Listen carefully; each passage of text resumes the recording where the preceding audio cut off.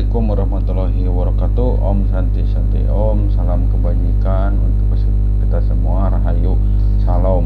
Perkenalkan, saya Ipan, mahasiswa PPG tahun 2022 bahasa Indonesia. Saya akan mempersembahkan peer teaching hasil kerja kelompok saya dengan teman-teman mahasiswa saya. Selamat menyaksikan. Sebelumnya, Dirgahayu untuk Republik Indonesia yang ke-77, ke-77, NKRI, harga mati.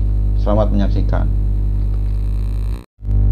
Ya, baik anak-anak, Assalamualaikum warahmatullahi wabarakatuh. Selamat pagi, salam sejahtera untuk kita semua. Di sini Bapak akan cepat menjelaskan tentang unsur intrinsik cerpen.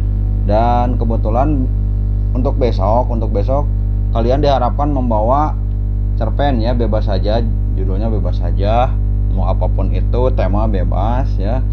Baik, sebelum Bapak menjelaskan, di sini siapa yang suka membaca? Oh baik, kalau tidak ada ya udah nggak apa-apa, lanjut. Baik, Bapak akan menjelaskan unsur intrinsik ya, unsur intrinsik dari cerita pendek. Yang pertama, apa saja sih unsur intrinsik dalam cerita pendek? Nah, ini unsur intrinsik dari cerita pendek maupun novel, film itu sama saja ya. Yang pertama, unsur intrinsik dari cerpen itu, yang pertama ada sama Bapak diacak aja ya, diacak aja. Apa Pak Bahar? Ya, cerpennya bebas Pak Bahar ya. Cerpennya bebas. Tokoh dan penokohan. Nah, salah satu aspek penting dalam membangun sebuah cerita fiksi atau cerpen, nah itu ada tokoh dan penokohan. Tokoh itu nama ya, kalau penokohan itu seperti antagonis, protagonis, dan tritagonis. Nah, itu penokohan. Tokoh dan penokohan. Kenapa tokoh dan penokohan itu wajib dihadirkan dari cerpen, novel maupun film ya? Iya, dari film boleh. Terima kasih Ike. Iya, baik. Film juga bisa ya Ike ya, dari film juga bisa. Itu ada tokoh dan penokohan. Ya, Bahar.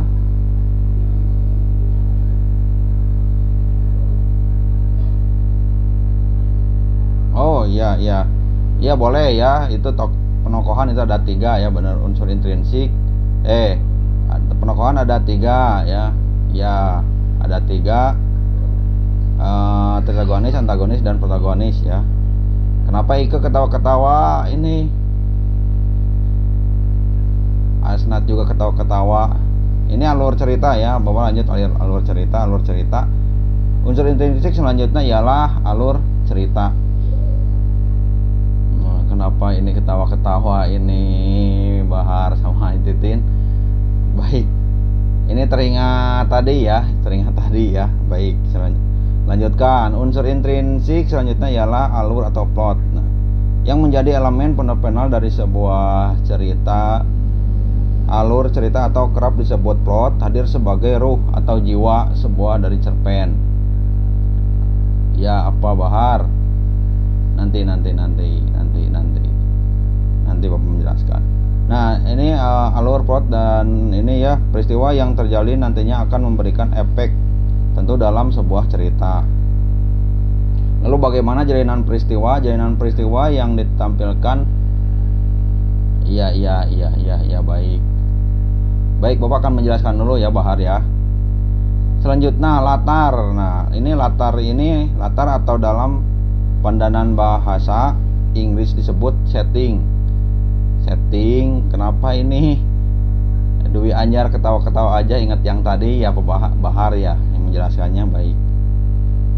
Kemudian latar atau setting kerap diartikan sebagai landasan yang merujuk pada pengertian tempat, lingkungan sosial. Nah, tempat ini bisa sekolah, bisa tempat tinggal. Kenapa ini Dewi Anyar? Ada yang lucu ya, Dewi Anyar ketawa-ketawa dari tadi. Lanjut ya. Jadi saya bukan tak fokus bapak nih gara-gara Dewi Anjar nih. Ingat yang tadi ya, ya nggak apa-apa, lewat aja lewat. Lanjut ya. Tetap semangat ya Dewi Anjar ya. Dapat disimpulkan bahwa latar atau setting dibedakan atas latar tempat. Nah, ini tempat ini bisa sekolah, bisa rumah, bisa kamar mandi.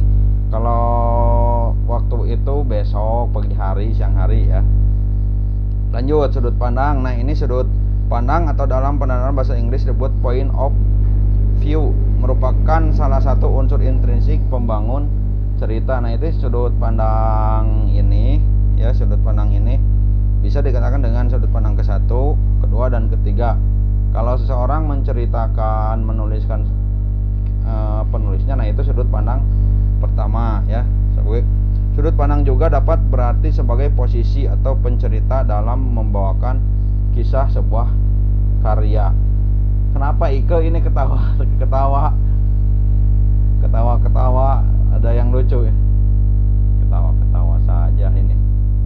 Baik. Bahar tetap fokus ya. Betul. Selanjutnya, nih ada tema ya. Unsur intrinsik selanjutnya ialah tema. Tema menjadi salah satu unsur penting dalam membangun sebuah cerita. Secara sederhana, tema merupakan gagasan sentral ya. Ingat, ini gagasan sentral. Bukan sentral sepatu ini Ike. Asal bukan sentral sepatu ya, bukan sentral pembelanjaan ya. Ingat. Ini sebagai sentral dasar cerita dari makna cerita.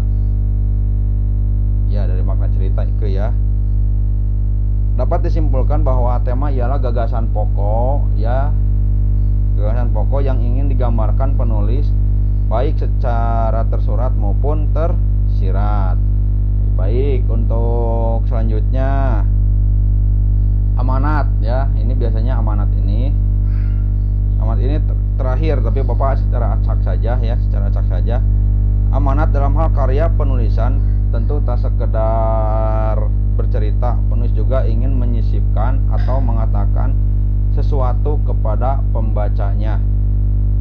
Maksudnya adalah penulis menaruh suatu masalah atau pandangannya mengenai kehidupannya secara umum. Pembuatannya karya sastra akan memuat amanat atau pesan moral di dalamnya, entah itu puisi, entah itu film, pasti ada semuanya amanat-amanat biasanya yang baik-baik yang disampaikan penulis kepada penonton, pembacanya ya, seperti itu ya.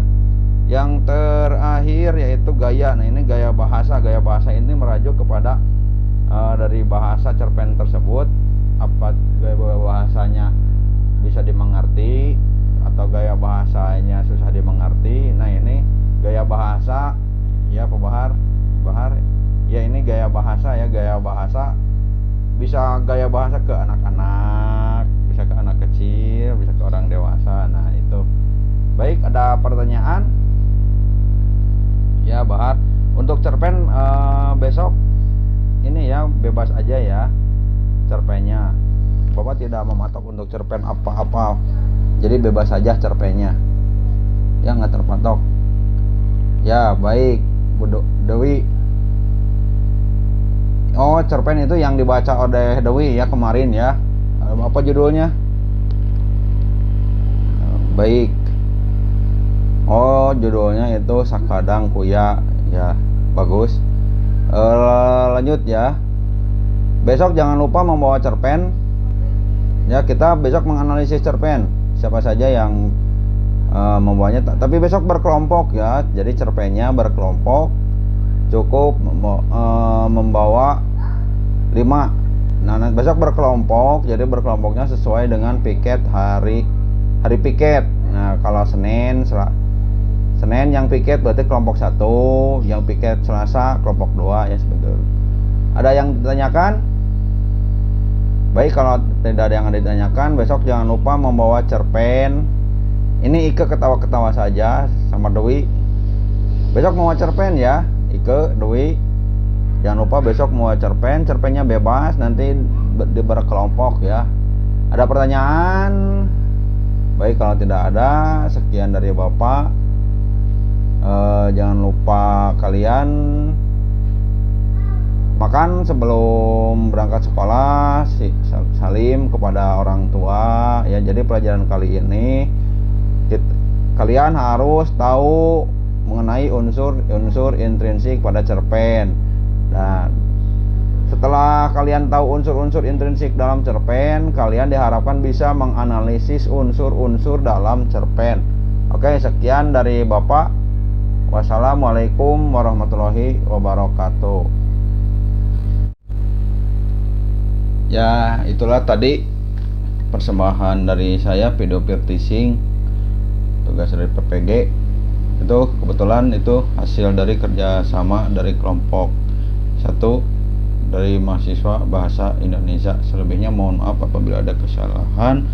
Om Santi Santi Om, salam rahayu, salam kebajikan, wabillahi taufiq wal hidayah. Wassalamualaikum warahmatullahi wabarakatuh.